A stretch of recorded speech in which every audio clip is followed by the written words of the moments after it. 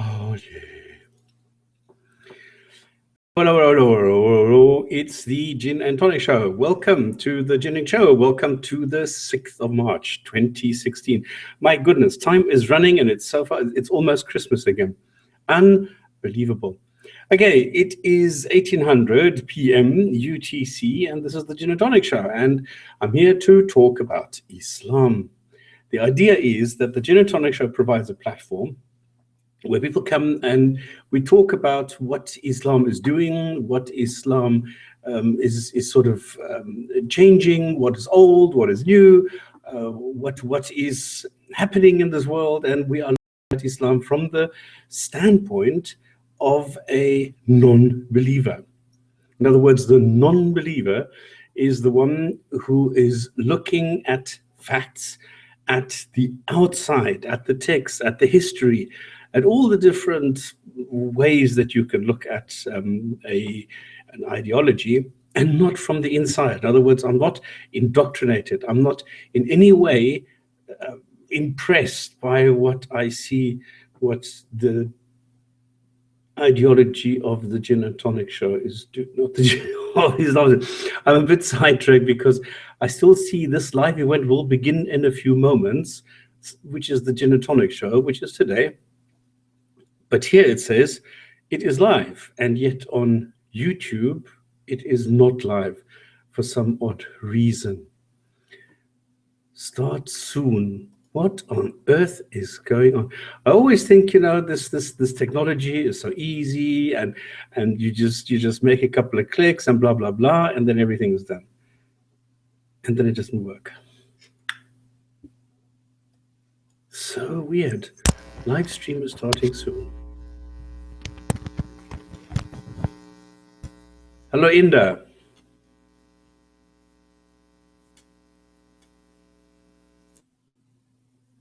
That was Mr. Inda coming and gone. Okay, the live stream is still starting soon. Now something is happening. Okay, so it probably just took some time for everything to synchronize. So what? I need to start the show and then I wait 2 minutes or 3 minutes doing absolutely nothing and wait while it synchronizes with the Gin and Tonic Show. Or maybe it does sort of start. It's just that I'm not aware of it and I just need to carry on with it. Okay, anyway, whatever the case may be, it's the Gin and Tonic Show, and this is a platform. And what I'm doing is I'm a non-believer. I'm not indoctrinated, not impressed by anything that Islam has to offer. I don't see any evidence for the existence of a God or gods or anything. And that is the way I look at Islam. I just analyze what it is that I see. And what I always try and impress on people is, how does one approach Islam? And the way that I did it was I got chucked in the deep end. I mean, my boss came to me and said, did you know that there are miracles in the Quran? So I just started from zero. And then I realized, whoa, it's not that easy. Because Islam is like I always say, I call it the mountain, the Matterhorn, where on the one side you have a steep cliff, which is like a vertical wall, 1 or 2 kilometers high. I can't even remember how high the bloody thing is. And then on the other side, it's exactly the opposite. It's a slight embankment. It's a gradual slope leading up to the top. So if you have a person on the left, a person on the right, they will give you complete opposites.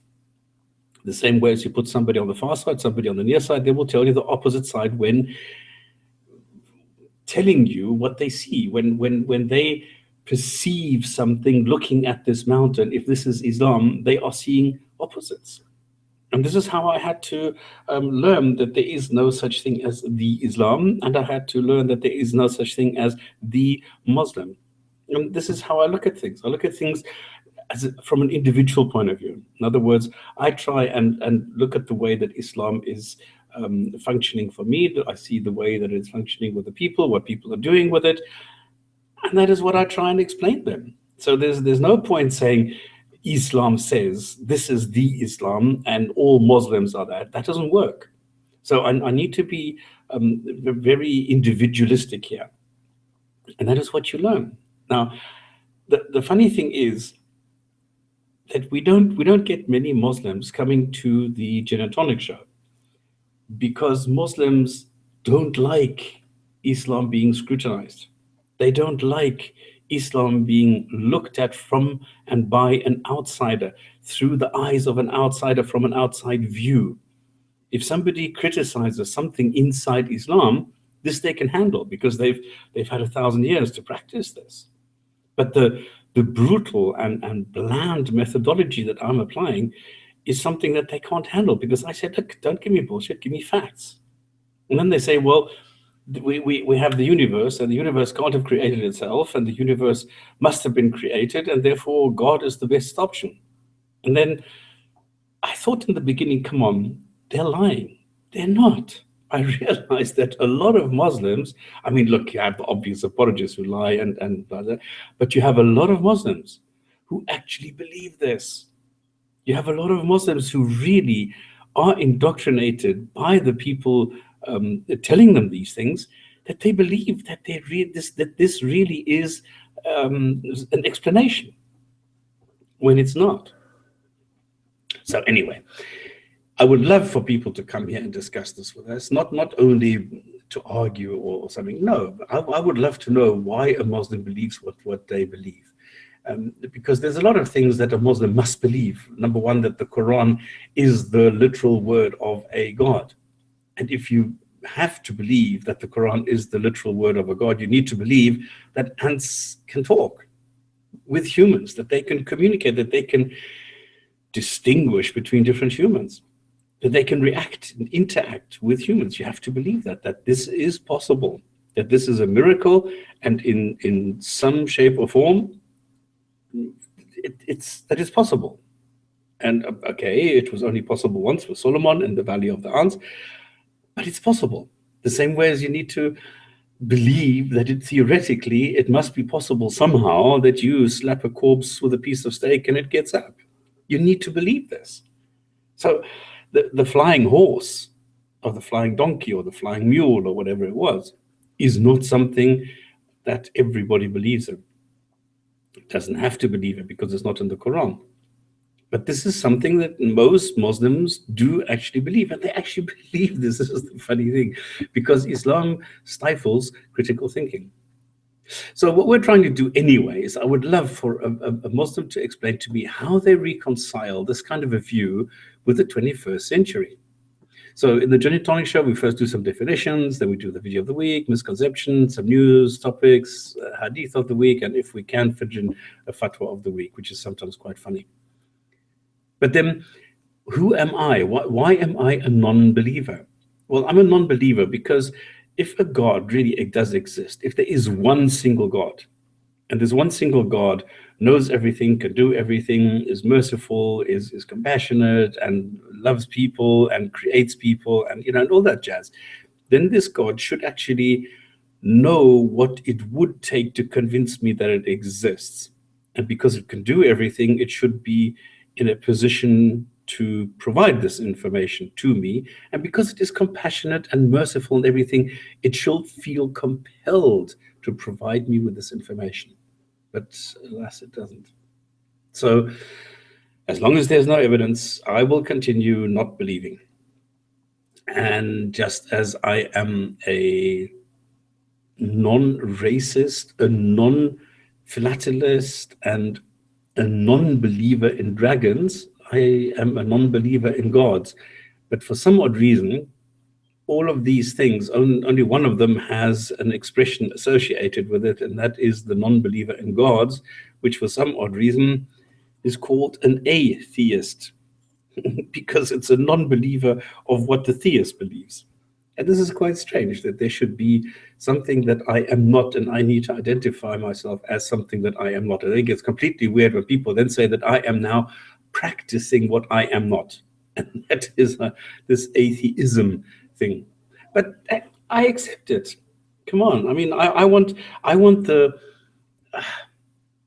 Okay, let's call it the discussion. I would like the exchange, the discussion to continue, because Islam is affecting every one of us at the moment in the 21st century. So I think we need to discuss these things. We need to talk about these things. We need to understand what is Islam doing and why it is doing what it is doing.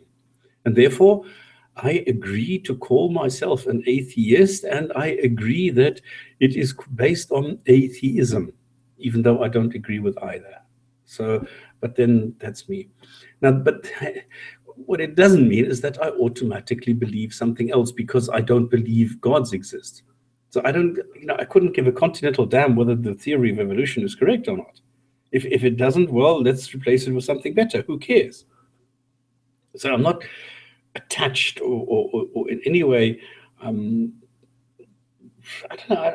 I don't care about the theory of evolution. I think that yes, it is true. It is based on facts, and it is true that evolution happens, and that humans have evolved through different species. And yes, that at the beginning there was a single a monocell creature, and this was the basis of everything.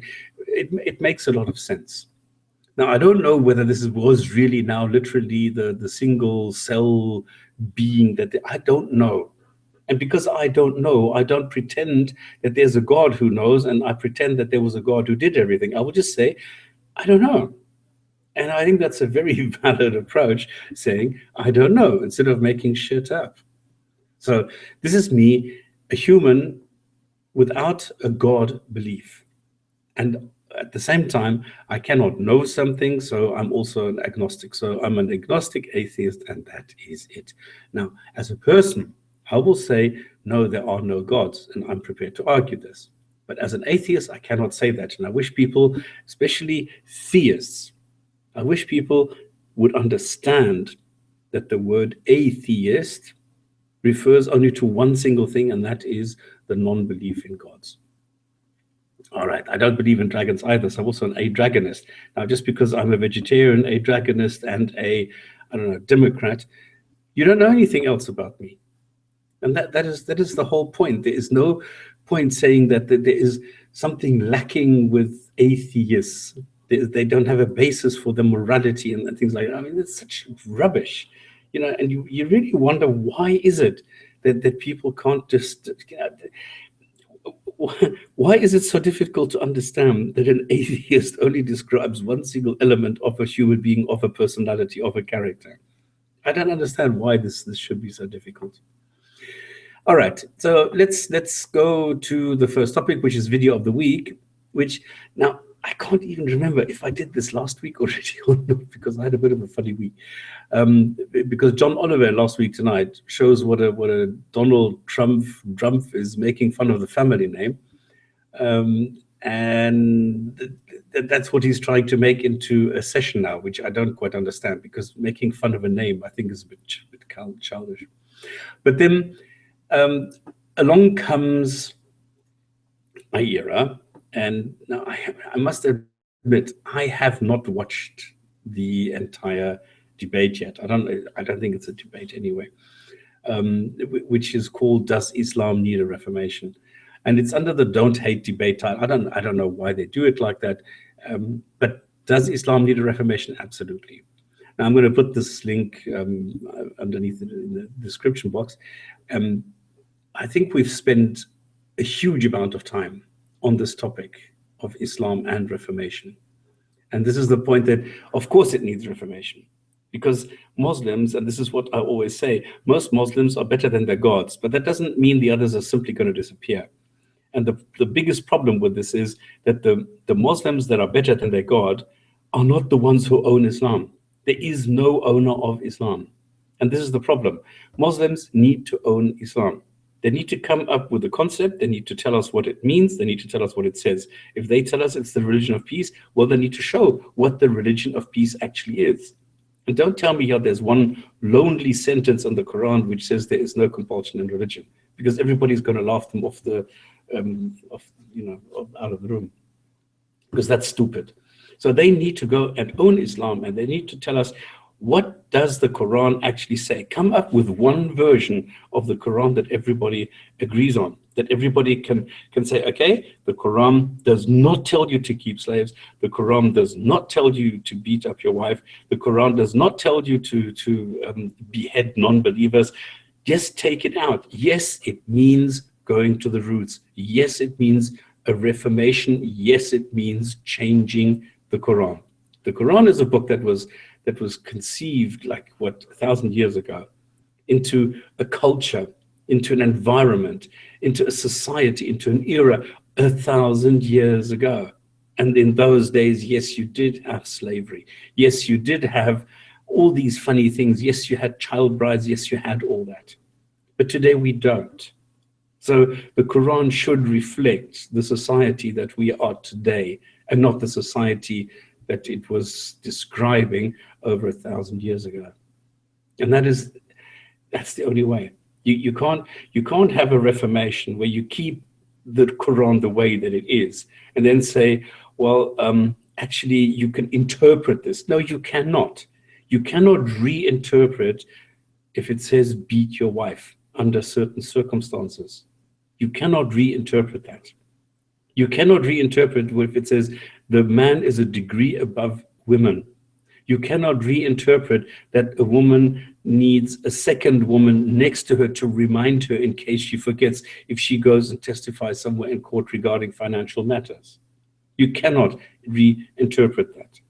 So you need to go and be honest and you say, okay, the Quran is full of nonsense. The Quran is full of mistakes. Let us go and create a Quran version 2.0 because I cannot see a viable solution based on the Quran the way that it is today. So does Islam need a reformation? Sure, otherwise it's going to die. I mean, it's dying very, very quickly. And Daesh is doing the most because a lot of Muslims are looking up for the first time and asking themselves, is this what my God would ask of me? Is this what my God is asking of people? Is that what my God is condoning? Is that proper Muslim and Islamic behavior, what Daesh is doing? So Daesh is killing more Muslims in like from a philosophical point of view now than any atheist could ever hope to do. So this is the way it is. And this is a misconception, and this is the misconception of the week, because I'm looking around and I think to myself, what the fuck is going on this planet in the 21st century? North Korea is threatening to beat up the US. Yeah, but what? I mean, that's ludicrous. And then Daesh equally is threatening Russia. And they're saying we're going to destroy Russia. Like Daesh said, we're going to destroy the United States as well. I don't know why everybody's beating up on the US. I mean, I don't like what's happening in the US, sure. But I'm not going to get violent. I'm not going to say I'm going to beat the US. I'm going to kill all Americans. I'm going to go in there and cause havoc and things like that. No. There's better ways of changing what is happening in the US. And there's better ways of changing what is happening in Russia. And I think there's better ways of changing what Daesh is doing. I don't understand why Muslims don't realize that it's very easy to kill Daesh. Just go and own Islam. And as soon as you own Islam, they have no leg to stand on. Because there's still people who are saying, well, Daesh is a threat to Islam. Well, it is. Because not that what Daesh is doing is not part of Islam. No, it is very much part of Islam, and that is the problem. And that is why it's killing itself. That is why it is killing Islam. Okay, so let's talk a little bit about what has happened. I just said in the news, no, in the definitions, that dragons don't exist, and that I am an dragonist, and then along comes an article. Well, it's not scientific or anything, but it's quite funny, on dragons, which says that in a Slovenian cave. Now, Slovenia is the most northern country of the old Yugoslavia, just in case somebody doesn't know, because a lot of people are not aware of where all these countries in Europe suddenly come from, like Bosnia and Serbia and you know, all this. They were all under Tito during the communist era, and then Slovenia was the first area to say, no, we are not part of the federal system anymore because we are now financing the lazy bastards in the south, and we want to be independent. And then Ljubljana, which I think is probably the most beautiful capital in the whole of Europe, then said, okay, we're going to take control over our own region. And they did exactly that. And now in a Slovenian cave, which is only accessible by an underground train, scientists are waiting the rare hatching of 57 baby dragon eggs. But the baby dragons aren't really dragons. I mean, they do explain this very quickly. But they are called olms. I don't know what an alms are. They seem to be like blind salamanders that resemble somehow the mythological creatures, according to a biologist, and his name is Sascho Welt, who studies these creatures, these amphibians, um, in this Postojna cave in Slovenia. So this is going to be quite interesting to see this old species coming up, to see what they look like. Oh, and something, Slovenia is not to be confused with Slovakia, which I've also had a lot of time, because Czechoslovakia split up into Czech Republic and Slovakia. They are further north, next to Hungary and in between Hungary and Poland. So here we go. This is Europe for you. So in Slovenia, they have found something that they call dragons. So before people come and tell me, no, I know about it. It's interesting, it's fun, but they're not dragons. Now, let's talk about Hamas. Now, Hamas is, well, what is it? It's also a political party. It's Muslims who are sitting in the southwestern area between the Sinai, between Egypt and Israel. And they have this small enclave there, which they insist is theirs. And it's called the Gaza, but they want to have Palestine or Palestine or the Palestinian nation. They want the Palestinian, I don't know, something. And I've never quite understood this. For me, it is so obvious that there is no. I mean, you can call it the Black Forest. It's the same kind of thing. It's never been a country. It's always been a region. And today it is Israel. Okay, so then Israel said, okay, well, then you can have Gaza if that's so important, then go for it. And now Hamas is the political arm which has been elected in Gaza, and they are doing very weird things. They're being supported by a lot of other countries because there's nothing there that they can live off. And they have like I don't know, it doesn't matter. But I want to talk about the morality there, because they are saying that they are like really heavy Muslims, Muslim, Islam, and we are the poor Muslims. Everybody's beating up on the Muslims, and we are the most persecuted race on the face of the planet, and we need more money, and we need more this, we need more this, and then please submit to us, because we are the over religion, over people, the best people, the ruling religion. There will be only one religion, and that is Islam.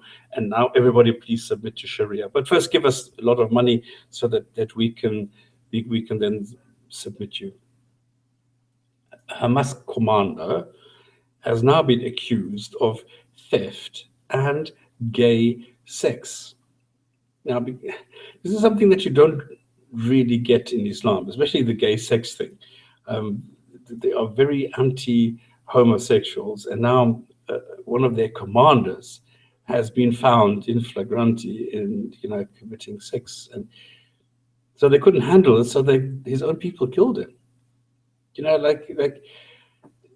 They found something was wrong with the money that he embezzled, because he was given payments that he was supposed to pass on to somebody else, which he didn't, he kept.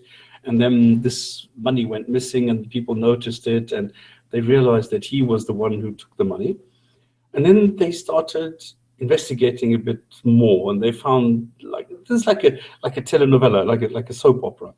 And then it sort of evolved into sex and torture and embezzlement and blah, blah, blah.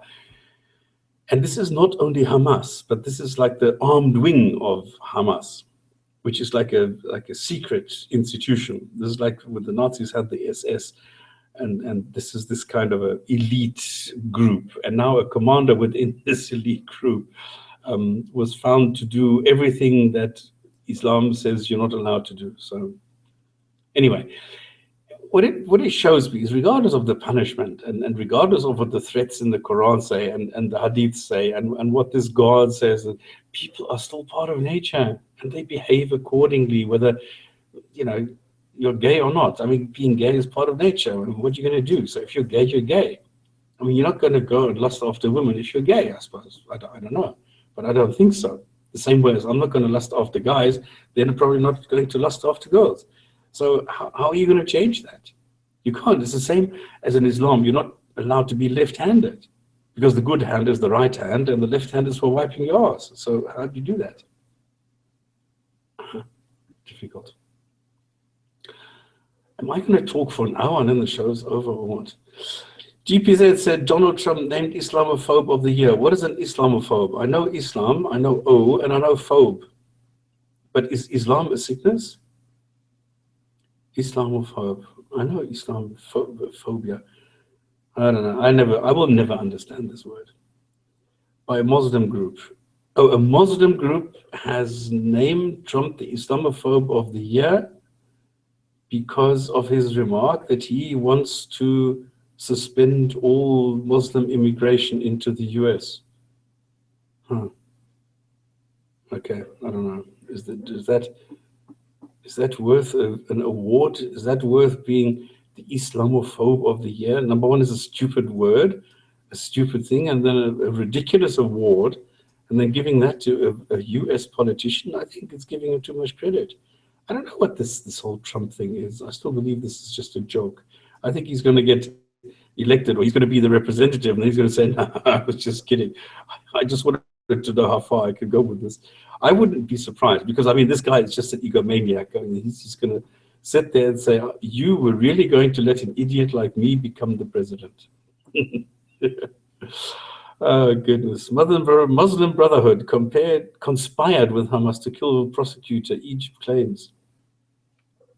Oh, by the way, I've asked people, like I've asked Abu, pity that Abu Mali is not here. I've asked Abu and I asked Arab and some other people if they would be prepared to translate a couple of words from this great big war video, because he had this clip of some Egyptian youths and they were saying something, and they apparently had to go to jail because they said Amen, and they said it in a wrong way, and they said something before that in Arabic, and he wanted to know what they actually said in Arabic, and he asked people, and I don't know whether he actually got a reply by now. So I thought that I could jump in and help, but so far nobody could help me with translating the couple of words that these young guys said in Egypt. But this is Muslim Brotherhood conspired with Hamas to kill prosecutor. Egypt claims the Guardian Brotherhood Hamas prosecutor. Okay, great. Okay, let's go to my favorite group, the Haia, the Islam police, the religious police hired by the, hang on, I've got this written down, the Commission for the Promotion of Virtue and the Prevention of Vice. Yeah.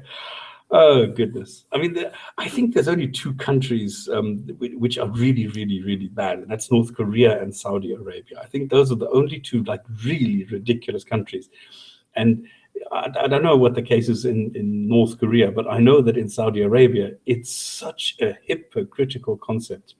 Because on the one hand, you're not allowed to charge interest, then on the other hand, they're paying interest, then they're copying the capitalistic or the capitalist system, where now a company is being floated and made public, which is so against any concept of Islamic economy. It's unbelievable, and yet they allow this. Then on the one hand, the people who have the money go and hire their jets, hire a couple of women and go crazy, or the middle class, they go to Bahrain and have parties there, or they go to London and they take a lot of money. And I don't know if you've seen these videos where they take some strippers and they take the pound notes and then, you know, just sort of cover the dancers in pound notes. And then they go moggy, because in London, nobody cares who does what to whom behind closed doors. And then they go back to Saudi Arabia and go back to being holy again. It's terrible. It's so false. It's so hypocritical. It's unbelievable. You've heard about the Saudi blogger Raif Badawi, I suppose. And he was, I mean, this is already 4 years ago. And he's serving a 10-year prison sentence. For what? Well, for thinking. I mean, he hasn't caused any damage. He hasn't hurt anyone. He hasn't killed, robbed, or anyone. He just made a couple of blog entries questioning the idol status of Muhammad. And well, not actually Muhammad, but what the Haia, the police, the religious police in Saudi Arabia are doing with claims like these. That's all. So he didn't say Muhammad was an asshole or something. No, he just made some harmless comments, and he's gone to jail for 10 years, and he was sentenced to 1,000 lashes by a whip. Can you believe it? But anyway, he's still in jail, and this was 2012. It's unbelievable how fast time is going. So he has been lashed 50 times, but the others are sort of outstanding because either he's been ill or blah, blah, blah, because they are now in the spotlight. And Saudi Arabia is suffering because of the position internationally on the market, because now we don't need so much oil anymore, and other countries have jumped in and are producing oil, so the oil price is down. So they're really suffering, and they don't want to lose even more now.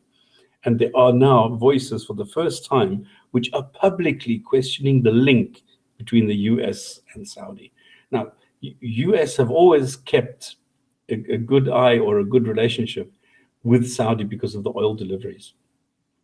So then Saudi also said, we need to keep in a good relationship with the US. So it was mutual, because Saudi didn't want the US to be all chummy with Iran, because the Islamic Republic of Iran is Shia and Saudi Arabia is very much Sunni, and they didn't want any influence by the Shias. So this was mutual. Saudi wanted the US wanted Saudi. But now the US suddenly has become more pally-pally with Iran again, and now Saudi is being questioned for their, well, let's call it lack of human rights adherences and floggings like these in public, in front of a crowd. I mean, that is crazy. So now people are really starting to question this relationship between the US and Saudi Arabia. So I think this is excellent, that there is a little bit more of accountability for Saudi Arabia. And I'm not being bitter that they closed down, that this one company, what is it, Rotana, that they closed down my account because I criticized Islam. Well, I was critical of Islam, let me put it this way. So there was an international outcry on the treatment of Badawi, but now what has happened, and this shows a bit of like the stupidity of Saudi Arabia. They go and they arrest a next person, a 28-year-old, and he's also been sentenced for 10 years and 2,000 lashes. Why? Because he didn't go on Facebook or on a blog or something, but he went on Twitter and he said, I don't believe God exists. Oof, 10 years, 2,000 lashes for questioning the existence of a God. And this is the reality. And this is the kind of thing that we're dealing with in the 21st century. I don't understand this. And this is according to Saudi newspaper, Al-Watan. And this Commission for Promotion of Virtue and Prevention of Vice said that this 20-year-old, I mean, he's a man who started using his brain. I mean, if a God made him, then this God made him with a brain. And he was using this God-given brain in a way that the God should have known that he's going to use it. So why would a God create a human being where he knows that this human being is going to be critical of exactly this God? It doesn't make sense, because the God says, I'm creating everybody to worship me. And now this clearly does not worship him, because he says, you don't exist, you stupid idiot. And then he says, well, I can't do anything. I can't show this guy that he's wrong. I don't want to show this guy that is wrong. I will create some more stupid human beings who are going to punish this one human being for using the brain that I gave this human being. It doesn't, come on. Why is this so obvious to me? And so many millions and millions of Muslims don't understand this. This is crazy.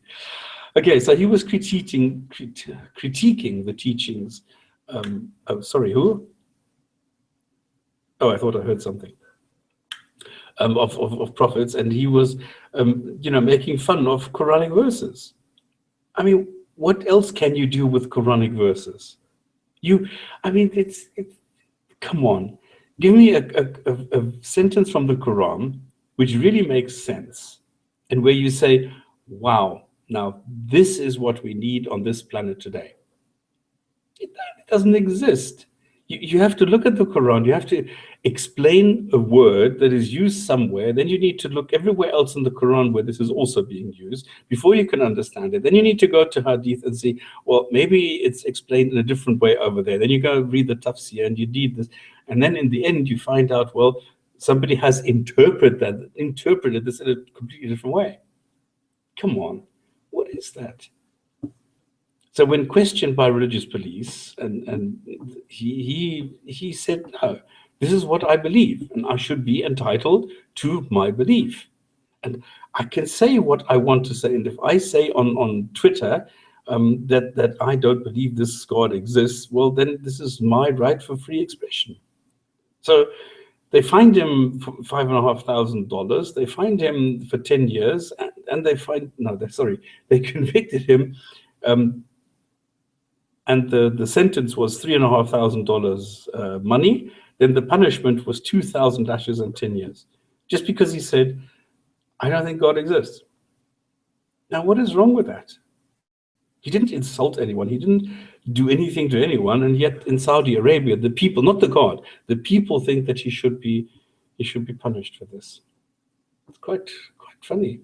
Now, and the reasoning behind this is that 2 years ago, Saudi Arabia introduced this draconian counter-terrorism law, and this is that atheists are terrorists, treated the same way as terrorists, and they are criminalized in any way if they say anything about God not existing. So Saudis are so poop scared of somebody saying, no, I don't think God exists, that they lock him up, they treat him like really like a terrorist, just because he says, I don't believe God exists. So they are so desperate to keep their belief, and they are so desperate that nobody criticizes this. It's crazy. And they gave the Interior Ministry the legal authority to jail people and to spy on their communications and blah, blah, blah. They can do what they want. And this has been abused, because there's a lot of things that where people have said, yeah, but so-and-so, he said something which is un-Islamic, and poof, they go to jail. And then they can go and take the shop or something that they would like. Yeah. Okay, GP says that Mother's Day in Germany are Islamophobic for not allowing child brides. Yeah. Oh, goodness.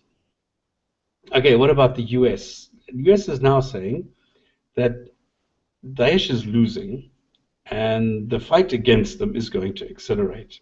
And this is a guy from some department or some whatever. And he said that they are now putting up or putting together a coalition of armed forces which are set to attack them from all sides. So Daesh, I don't know, they must have their God like really busy somewhere else and not available to send any angels or miracles, anything to defend his zealous followers. I don't know why they don't have anybody like a God helping them along. Okay, GP says, Sam Harris podcast, Inside the Crucible, Syria and Islamic State, a conversation with Michael Weiss. I don't know what that was. I didn't hear. I just watched this podcast. I don't like these huge, long podcasts. Maybe we should actually change the Jinn&Tonic show to 1 hour only, because I think 2 hours is actually very long. Because I was listening to the one with Sam Harris and Mariam Namazi, where I couldn't really understand what the story was. I don't understand why Mariam is so protective of Muslims that Sam actually, or Dr. Harris, I should call it, actually said that she must be more Muslim than anything else. And I remember we had her on the show, and I just kept very quiet because, yes, she could talk a lot. She was here, and I think of the 2 hours we had in the show, she was talking 1 3/4. And she kept on repeating the same thing over and over and over again. And I actually wanted to ask her a question, but then I never got around to it because she was talking so much. I don't know why she took that as a platform only to talk, when all we wanted was actually to ask her questions, what she was doing with the Council of Ex-Muslims in Britain. Because that, to me, is something really interesting, how Muslims can approach an organization like that and be treated with respect, and have somebody who will talk to them nicely and say, listen, yes, what you are doing, we understand it because we've been there. We believed what you are believing now, and we stopped believing it because A, B, and C. And I think this is the kind of treatment that a Muslim should expect when going to CEMB. Okay, so I don't know this whole thing with US and this coalition fighting and blah blah blah. I mean, it's so obvious that Daesh doesn't really know what they're doing. I mean, it's a bunch of hooligans who are just going around offloading violence, and they're abusing the Qur'an and Hadith and anything that they can use for violence. But it's not really establishing anything. It's not that they are saying, okay, let's start small. Let's have one small region, let's say 10 kilometers squared, and say, okay, this is now a Sharia-controlled zone, and the Sharia in this case is this and this and this and this, and this is now the country where we are going to have Islam. And then checking what other people are saying to this. No, they're killing everything in a huge region. Anybody who does not look like them, they will kill. Yeah, but how is that going to win anyone over? I mean, even people. I mean, even though somebody like Hamza Tsotzis will say, well, the basic idea of establishing an ummah and based on Sharia is great, but where does he get this from? Where does he get the program from that Daesh is actually following? When all that they're doing is they're just, it's just violence. I don't see any establishing a country or anything like that, along rules. They say, yeah, we have schools, we have hospitals, and people are being paid a salary, and we're doing welfare and things like that. Yeah, but that's not it. What do they bring to the table? What is it that the world can learn from Daesh, excepting beheading and raping and things like that? And I mean, Daesh is speeding up the demise of Islam faster than anything else is, as Muslims are now questioning their beliefs and ideology. And then iERA is asking whether Islam needs to change. I mean, that's stupid. It's amazingly removed from reality. And then so many Muslims insult non-Muslim Europeans and then cry like babies when the European non-Muslims don't rescue them. There's another thing which I don't understand. And then you have Turkey, for example, going and saying, we want to join the EU. And then they go and insult the EU. And now they know exactly what free speech is. And now they're closing down the largest paper in Turkey because they were critical of what Erdogan was doing. So I don't get it. How can Turkey now say, well, we want to join the EU, and please let us come in the EU, and then they go and they do something stupid like that. I mean, this is another blow for free speech in the entire Turkey, where the boss, Erdogan, or El Presidente, or whatever you want to call it, he saw too much criticism and decided to have it closed. He sends in a riot squad and uses censorship as a tool. So it's quite strange. No child brides. Come on, doesn't anybody want to talk about something else? It's only me talking all the time.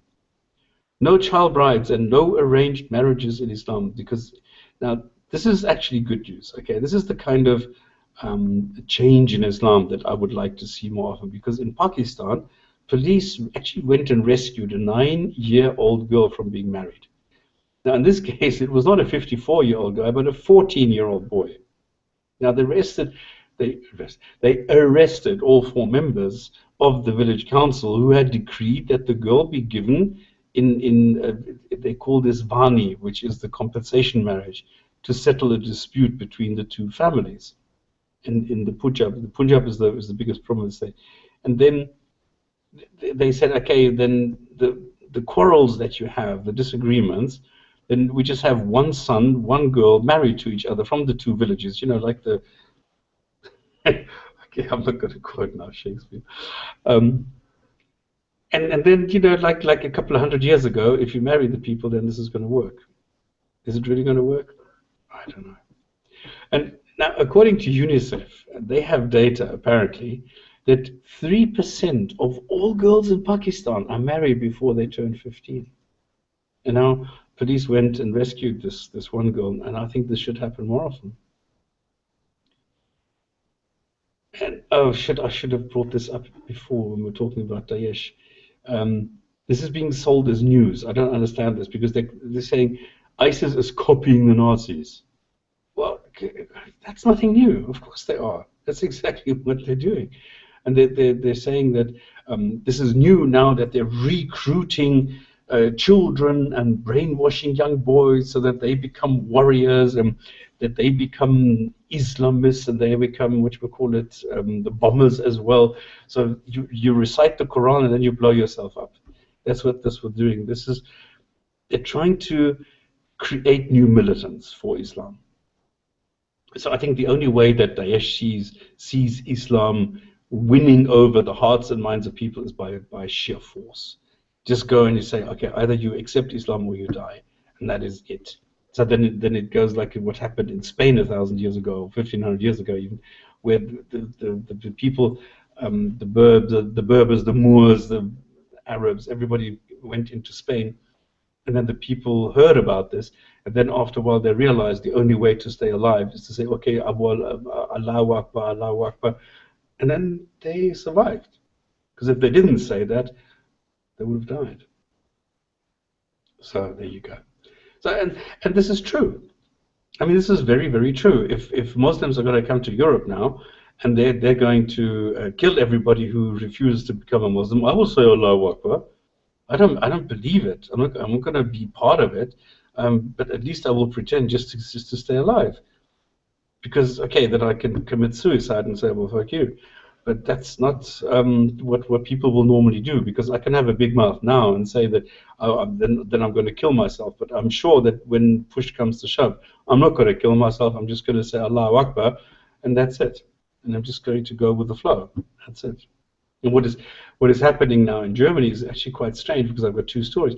In one story, a German swimming pool operator was forced to segregate now men and women, because asylum seekers, I mean, just think of how sick these people are.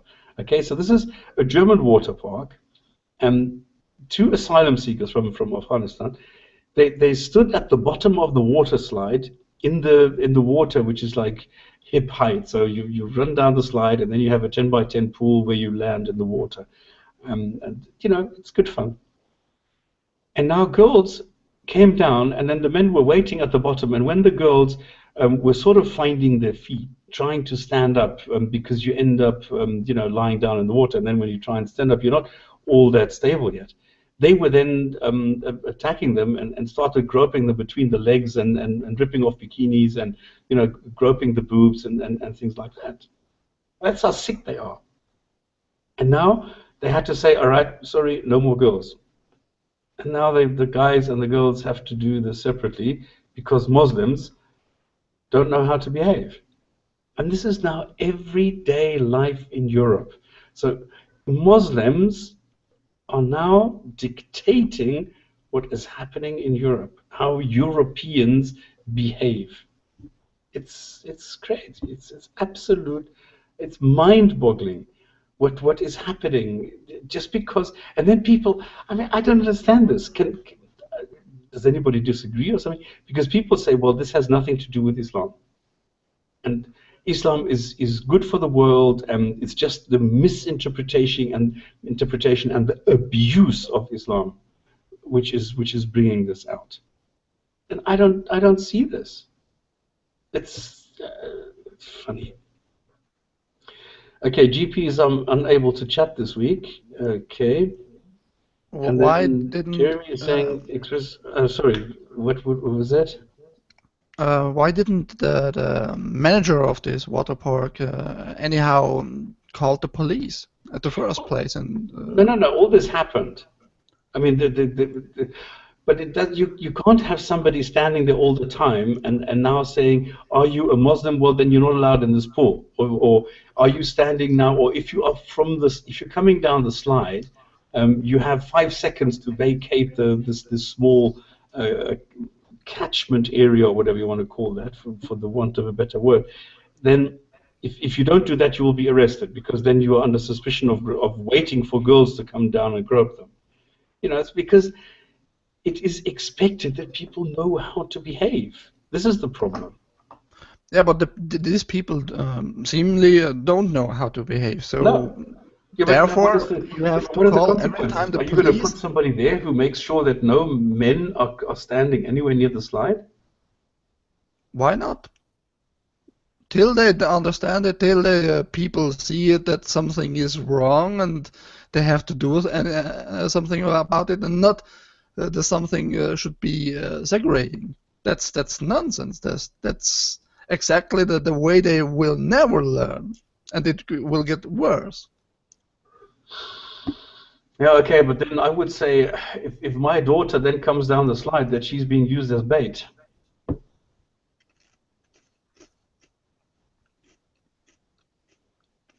I don't know. Yeah, sure, but you as a parent probably would say, I will never go there again, and I will talk to everybody I know about these issues until this water park is known in the whole country to bow down to Islam and to these people who don't want to behave like normal citizens who don't grab boobs and the asses of girls. I understand your point, and I agree with you. And yes, I would say, why don't they go and take some people and just keep an eye on this specific pool when this slide opens or something. I agree with you. And then take the people, if somebody does grope them, but the thing is, you first need to wait until somebody gropes before you have any kind of reason to go and arrest them. And then you go and then you call 15 people and beat them up and then give them to the police so they can take them to hospital. Sure, this is the first reaction, yes. But then at the end of the day, you still have one girl minimum that has been traumatized because she's been groped now underwater. Because come on, they're quite brutal. They will push her underwater so that she can't scream. They will grope her from all sides. I don't think this is nice for a girl. And then people are going to say, well, why didn't you do something about that? And putting somebody there to watch over what is happening, I'm not sure if that is sufficient. Yes, I understand your point, and yes, it can be handled using manpower, and yes, it can be handled by telling these people in no uncertain terms that they are wrong. Yeah, but I don't know if the practical way can actually go and facilitate this. Yeah, but what you have now is segregating, right? Yes. And people expecting they will learn from this, or they will just behave as they behave before. No, look, I understand your point, and you are right. It's actually the wrong way of doing things, because what you are doing is you are saying, okay, the result is that we're pandering to Muslims. Absolutely, we are caving in. We are being blackmailed, and we are paying. Absolutely, yes. I'm just thinking if this is the right way or the wrong way. It's definitely the wrong way, but what is the right way? And I think GP is right. Just put some pigs in the pool. Teach pigs to swim and put them in the pool. Just have some pigs come down the slide.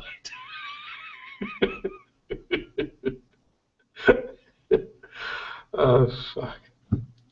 I don't know. Is there a right way? Is putting manpower there the right way, and just hitting them with violence?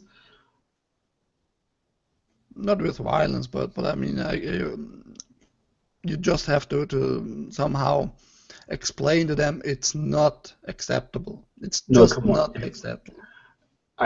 If I see somebody standing waiting for a girl, groping her when she comes down, and this is not making fun. This is not, I used to do that. Come on, please. I mean, we've all asked around in the pool and you know, tease the girls, please. But this is a little bit more. So first of all, you need to distinguish between what is arsing around and what is with consent and what is non-consensual. Then number two, you need to go and you need to differentiate between who is doing this. Maybe this is the boyfriend. And then the next thing is, if I see that a guy is lingering around the exit of the slide, and then I see him taking a girl and push her underwater or something and try and grope her, I'm not going to tell him, oh, excuse me, sir, would you please not do that? I'm going to fucking murder the guy. I'm going to hit the guy. Come on. I get very angry. I get very cross with people like that.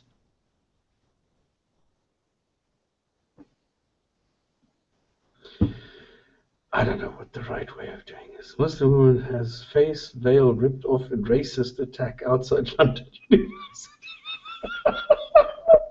Yeah, this is so funny. A face veil is being ripped off, and this is now a racist attack. What is what is ripping off a face veil? Would this be what is the equivalent? What would be the equivalent? Is ripping off a bikini of a girl in Dubai the equivalent of ripping off a face veil in London? How do you balance this? If you are outside a London university and you see these funny Muslim women running around who do not want to go and respect the local culture, who insist they have a better culture and who insist that they have a right to behave that way, what do you do with them? The same thing as these Afghanistan guys think they have a right to go and molest women coming down a slide in a bikini. How do you treat people like that? This is, I don't know, this is a mystery for me what the right way is. The title itself, it's somehow strange. A Muslim woman from university's Islamic society was racially abused and had her face veil ripped off in a disgusting attack outside campus buildings, it is claimed. How they are connecting the racially abuse with ripping the face veil at all. I mean, where's there the connection? Are people born with with a face veil, or what's going on here with the title? Muslims are hiding behind this word race. They're hiding behind this this thing, this Islamophobia or whatever, because they need to hide behind these things. They need to scream for mercy and pity because they are being persecuted. Yeah, sure, but this article is not written by a Muslim, so why is this writer? I suppose he is not one. Mark Chandler, I don't think he is one. So why he is using such a word just to making some clicks and? No, this is Muslim propaganda. This is the typical thing where you repeat a lie a lot of times and people will believe it, and this is exactly what is happening. People are starting to believe that Muslims, if you criticize them, you are a racist, because they keep telling you this, that they are being racially abused and they want a safe space and things like that because they are being persecuted. And this is the whole thing. And now people are saying, well, this is a racist attack because you have what Jeremy and you know what people are saying. You have the lefties who are sort of protecting Muslims, who want to be the goody two shoes and try and be politically correct about all this, which is stupid. In my case, I just would be honest as a reporter or a journalist, whatever he is, and ask these people who claim such things. Is this girl, or was this girl born with a veil? No, then fuck off, please.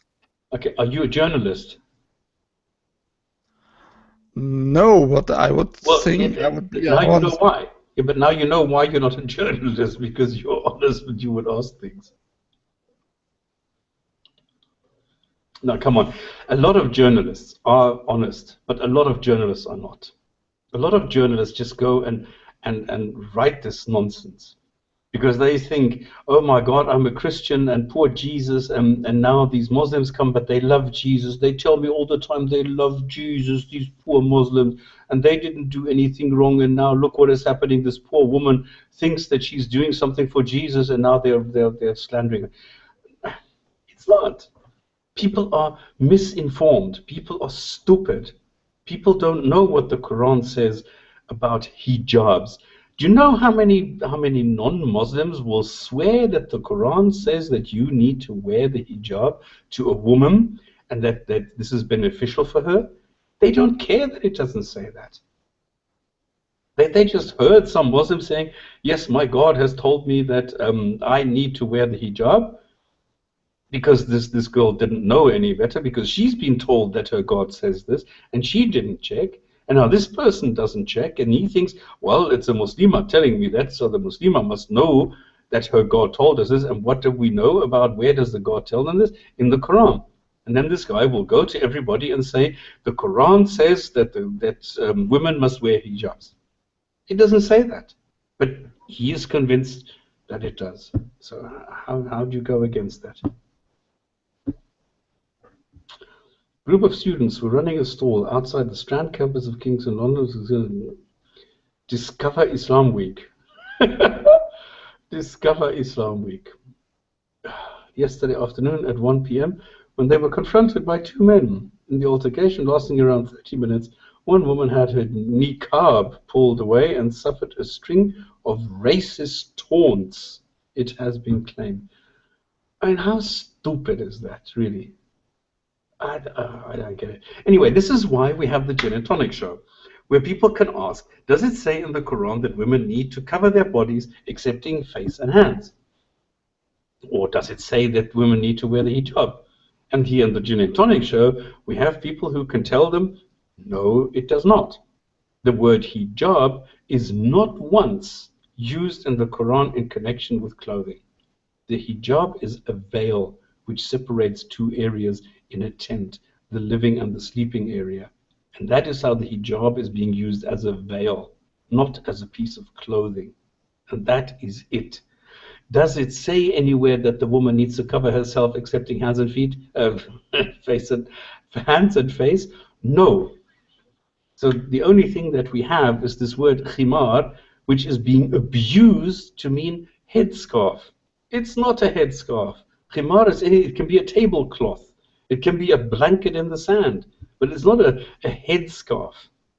And then they come in and say, well, all women in Saudi were covered, so that's why the Quran didn't have to tell people they need to be covered. You know, this is so hypocritical. The Quran is supposed to be valid today as well. Well, today people are not covered. So does the Quran say, well, because people in Saudi Arabia were already covered, the God did not have to tell them that they need to cover themselves? It's stupid. So how can a Muslima tell me today that all women in Saudi Arabia were covered when this is a lie, and then say, well, that's why all the women knew that they had to be covered, and this is just confirmed in the Quran where it says the khimar needs to be drawn over their boobs and over their ornaments. Bullshit. Absolute nonsense. And still it's being repeated and repeated and repeated. And then you get stupid journalists who will then repeat the same stupid thing because they think it's politically correct. Why shouldn't a woman be allowed to wear what she wants? Well, because it's misogynistic, for one. Unbelievable. So anyway, German swimming pools are being segregated, and this is the solution. Or maybe this is also a political thing. Maybe they're trying to make a point. Maybe they're saying, okay, let's show people the consequence of what we are going towards if we don't stand up against this kind of behavior. So bloody well give me another, I don't know, 100 euros so that I can hire somebody and pay them some money so that they go and provide some security in the pool so that Muslims don't come and molest girls in bikinis coming down the slide. Maybe this is, you know, that they're trying to make a point. I do not know. And then the second story from out of Germany is quite strange. Because Muslims are being unfairly treated, because nobody allows them to molest the German women, and they're not allowed to do this, they're not allowed to do that. Refugees are now, after having paid thousands to get into Germany, they're paying a couple of hundred to fly back to Iraq because they can't handle Germany. And this is the story of a guy who, after 7 months worth of frustration over stubborn German bureaucracy, Razvan Abdullah gave up his dreams of a better life in Europe because he said, all I had was overcrowded refugee centers, exasperating bureaucracy, unfamiliar German food, lack of jobs, spreading sense of resentment from Germans who fear their country is being overrun by Muslims. So he's given up. He boarded a flight to Baghdad, and him and 150 other disillusioned former refugees. And he realized that the smugglers, now he realized that smugglers had sold them a pack of lies about, and this is what they are being told, and they believe this, that all they need to do is go to Germany, and they will get big house, they will get well-paying jobs, and the life of luxury. This is what they are being told. And come on, everybody knows if it sounds too good to be true, it is too good to be true. And these people believed it. And they paid thousands to the smugglers to get to Germany. And now that over 1 million refugees trekked into Germany, they're going back home. At least it's cheaper than coming in. So he wasn't a real refugee of running away for his life. It sounds like. He says yes. He says yes, but he says, I prefer living in danger in Iraq and going into Iraq or going somewhere where my kind of culture, my kind of society lives than living in peace and quiet in Germany. He says so, and I think he's a fucking liar. Just to be clear. I mean, if you are really in danger and you are fleeing of the war and securing your life, you don't go back there just because you suddenly don't get a house and suddenly you don't get thousands of euros and suddenly you don't get a job, etc. That's just stupid talking nonsense. It probably is. It probably is. And yeah, what can I say? Because the thing is, I know other stories of people who are saying, finally I got to this country, I'm safe, I don't care about the food not being like in a 5-star hotel, I don't care about being a little bit crowded, I'm alive, and that's what it matters. I know also this story, so I clearly can see that the other guy is lying about his life. Absolutely. And there are also stories about people who are saying, look, our neighbor's house was bombed. It suddenly didn't exist and the family was wiped out. And that's why we decided, okay, it's time to leave. And he had a barber shop and he is cutting hair in the refugee center for free just to go and do something. Somebody donated some scissors, combs, and I don't know what you need to be a barber, shaver, and razor, and things like that. And this is what he's doing, because in the beginning he's not allowed to work because he's an asylum seeker, and to stop this migration happening where people just want a better job to get into the country and are claiming political asylum, they're not allowed to work to exactly circumvent this or to stop this. So he's doing this for free, just to do something. And these people, those are more credible, because he is saying, listen, I want to get out of this and I'm prepared to work hard, I'm prepared to do everything. I know it's going to be tough in the beginning, but at least I am safe from the hellhole where I have been. And this is the guy who is not going to say, well, I've somehow escaped the hellhole, let me try and reinvent it and change the society here to become the same hellhole where I've been. They are, yes. Okay, then what was quite funny, I watched this on Thursday, I think it was, where I don't know, I think everybody knows AaronRa, the guy from Texas with the long hair who is incredibly good at biology, and he's self-taught, okay, he's not a biologist by training. Anyway, he took the same video that I took with the Subboor. It's quite funny because in Afrikaans, a boer is a farmer, and a Subboor is like a bad farmer. So Subboor. I don't actually know where he's from. He explains evolution or explains how bad evolution is and that everything is wrong and blah, blah, blah. Excuse me. And now AaronRa has gone and he's taken the video and he went a lot deeper into biology than I did. I just looked at the surface. I just scratched the surface. I just took the top mistakes that I could see within the 10 minutes when I got frustrated, and I said, no, I can't handle any more of this, and I just switched off. So he took this like really deep and showed how stupid this Subboor is, where he tells them several times, you simply do not understand what evolution is. You don't understand the mechanism. You don't understand the principle. You understand nothing about biology. And but then showing how this clown has no clue, just a big mouth. But will that change his outlook? I doubt it. And I don't think that it's going to change anything in the way that he's going to be talking about this.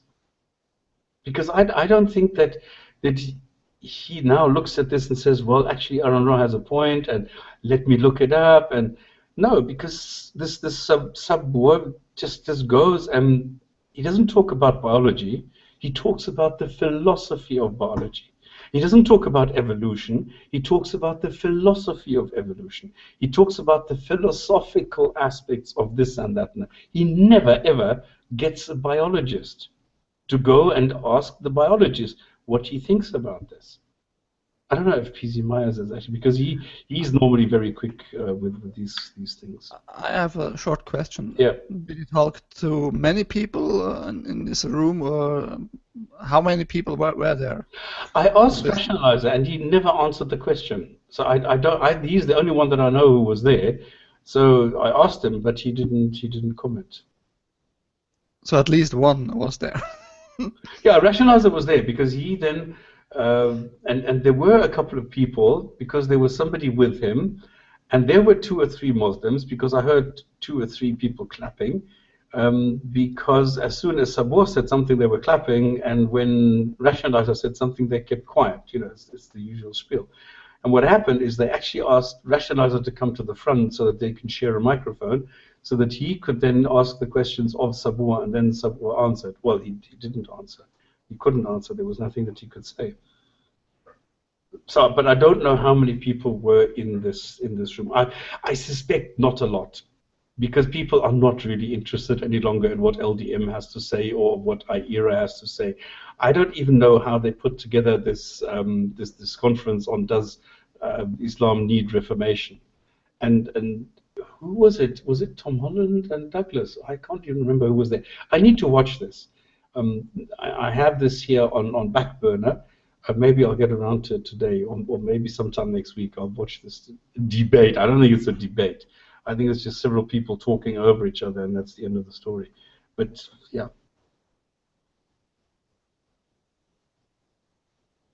Okay, anything else?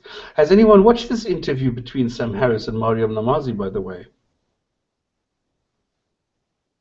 I'm talking to myself, I think. So it's only Ike who has the time on a Sunday evening to go and spend time talking. I have time, and also I thought it would be the poor stop spamming alone. So.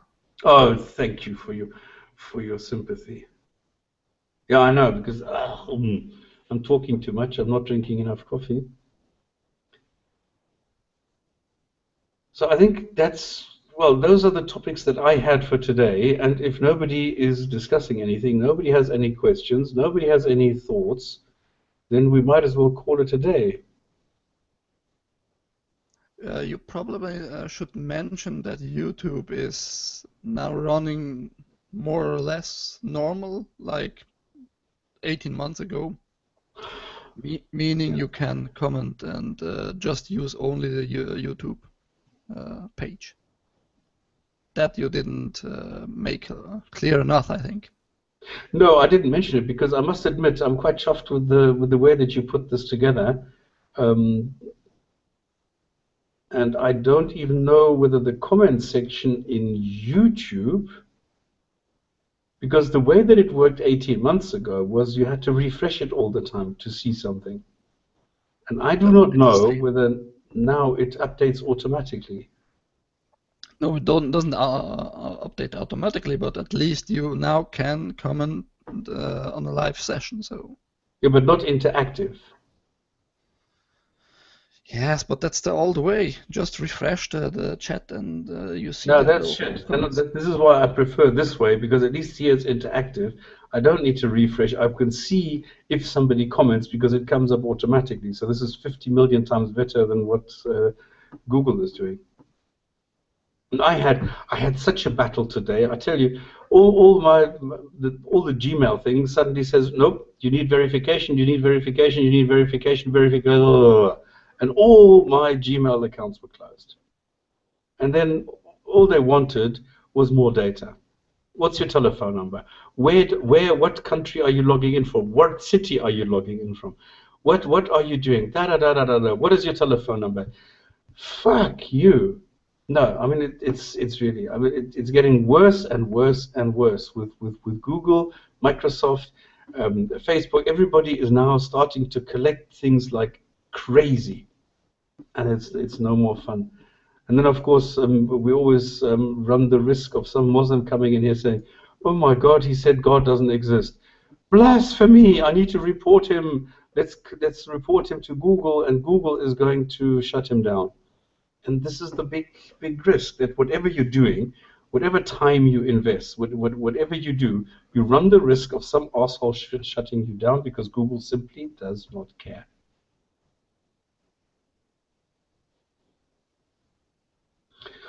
Ace is watching. Wow, gaming YouTube com. Oh, Maz, your car has auto refresh. So on the gaming channels, you have auto refresh. I don't know, but there must be replaced with gaming. Oh, I see what you're meaning. So if you replace the YouTube channel, if I replace this, watch da da da da. So KO, this is me. Da da da. Oh, the KO. I remember this. Ah, okay, you've already done this. You are good, my man. Kudos to you. Wow, that was quick. And I didn't even pick it up. I'm slow today. So Jinn&Tonic show is gaming YouTube. Oh, fuck me sideways. I'm sorry. Good golly. Here it is, totally different. And it looks completely different. And here I have real comments. Wow. Why are people not using the comment section? I mean, YouTube came to give it back to the community. I have no idea where Stop is getting his comments from. Not on the YouTube page, not on the G Plus Q, and no idea how to contribute. Oh, 45 heretic. Yeah, but hang on. How many times do I need to write on Twitter? How many times do I need to mention that it's on godless.ch? JNT is someone to use the comment section of the Vaughan because YouTube disabled comments for about 18 months on Hangout via CGPZ questions on www.godless.ch. Exactly. Thank you for that. So if you go on gaming, okay, is anybody else on gaming who can go and write a comment? I want to see if this updates automatically. 6 days ago, 1 week ago. If I click on add a public comment, it doesn't do anything. So I'm not quite sure if it works for everybody. Ah, okay. Because here it looks brilliant, I must admit, because it's a nice interface and everything is great. So if this would now update automatically the way that the Vaughan one does, or the one that you've picked up from Vaughan, then it would be great. But it doesn't look like it. What a pity. Add a public comment. Yeah, okay, nothing happens. You're right. Oh, no, you have to be very precise and just click a little bit on the upper word public there in the middle between the B and the L. It's strange, but if you can manage to click in there, then you can. Nope. Yeah, you have to be very precise between the B and the L, a little bit up. with the mouse, and then You're right. I manage the above. So if you yeah. go on the B, half a millimeter to the right, half a millimeter above, then it's a pub minus lick comment.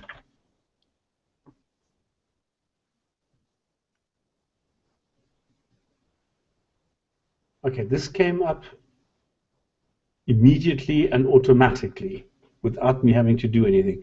So you need to go between the B and the L, just like you say, and then a little bit higher. Then it Or in changes. general, just a little bit higher, than it should work on every. Correct. Amazing. But it doesn't look. Did you write something now? Yes.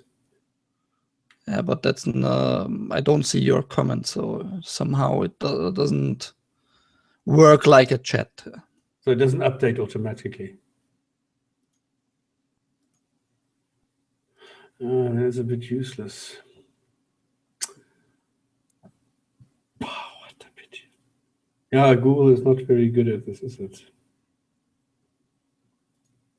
Or next time maybe you try in the creation of the Hangout, you can choose between chat or comments. If you choose chat, you probably will get the chat back, but the comments in the chat will not be archived in the YouTube video later. If you remember this whole thing. I do not remember being asked whether you want chat or comments. Okay. In the creation of the Hangout, you can choose at some point. I don't even remember right now which point, but you can choose. I need to pay attention. 18 months ago, it worked with the chat, but the comments in the chat would not be archived. So you have to choose. Do you want to be archived or not? Okay. But then it's the same. It's the same like in one, because in one you're getting archived messages only for the last 10 comments or so, I think. I can see all of them until where your was up. What's up? What's up? Okay, then that's it. So let me repeat this for everybody in case you're watching this on archive. If you have missed the show, you can see it on the archive. If you want to watch the show, you can just go to live.godless.ch. If you want to participate, you go to hangout.godless.ch. And if you just want to chat a little bit by typing, you go to godless.ch. Have I said this correct? I think so. If you want to watch anything, you can go to Jinn&Tonic show and watch the past couple of episodes. Remember, we had to move and we were closed down because some Muslims didn't like that we were talking about Islam. It's a weird, wonderful world we're in. Okay, Ike, are you going to do the thingamajig, the Hadith of the week? Yeah. Okay, remember last time we were talking about the messenger Muhammad and the what all you can do, because this was triggered by the no compulsion in religion. And we had Abu Mulhib tell us about what compulsion there actually is, why it is there, and what we're doing is we're just selecting different kind of hadiths to substantiate what Abu Mulhib said a couple of weeks ago. Go for it. As described last week, we talked about what gets a man into paradise. And in Sahih Muslim 20:4645, it says that Muhammad did something and then said, there's another act which elevates the position of a man in paradise to a grade 100 higher. And the elevation between one grade and the other in paradise is equal to the height of the heaven from the earth. And then he, Abu Sa'id, said, what is that act? And he replied, jihad in the way of Allah. Jihad in the way of Allah.